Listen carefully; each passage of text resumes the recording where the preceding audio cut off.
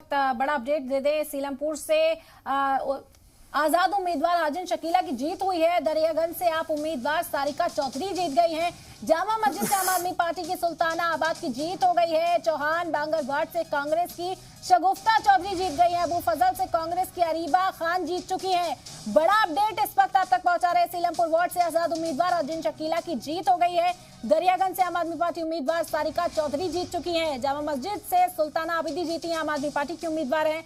चौहान बांगर ward से कांग्रेस की शगुफ्ता चौधरी की जीत हुई है। अबुल फजल से कांग्रेस की अरीबा खान जीत गई हैं। बड़ा अपडेट है इस वक्त का आप तक पहुंचा रहे सीलमपुर वार्ड से आजाद उम्मीदवार हाजिन शकीला की जीत हुई।